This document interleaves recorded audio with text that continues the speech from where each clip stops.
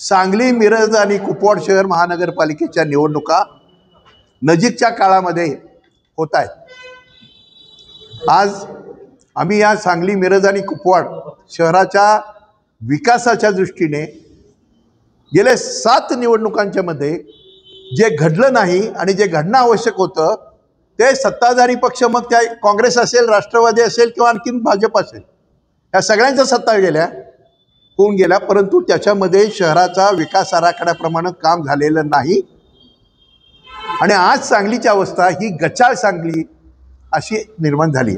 याला कुठेतरी तोंड फोडण्याच्या दृष्टीनं आणि जनतेचा आवाज या निवडणुकीच्या माध्यमातून महापालिकेमध्ये नागरिक विकास आघाडीच्या माध्यमातून लोकांचा आवाज, लोकांची शक्ती बरोबर घेऊन आम्ही महापालिकेच्या निवडणुकीमध्ये आज उतरतो आहोत। याच्यामध्ये शेतकरी कामगार पक्ष आहे, जनता दल आहे, जनता दल सेक्युलर आहे, समाजवादी पक्ष आहे, CPI आहे, CPM आहे, जे डावे पक्ष आणि पुरोगामी पक्ष आहेत तेही या आघाडीमध्ये सहभागी आहेत।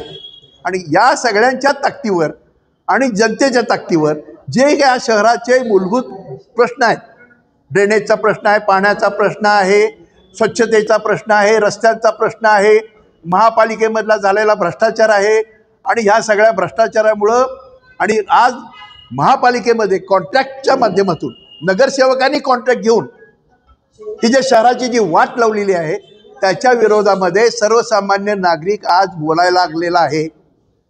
ही शक्ती ही जनशक्ती आहे आणि ही जनशक्ती घेऊन आम्ही या महापालिकेच्या निवडणुकीमध्ये नागरिक विकास आघाडीच्या वतीनं उतरत आहोत।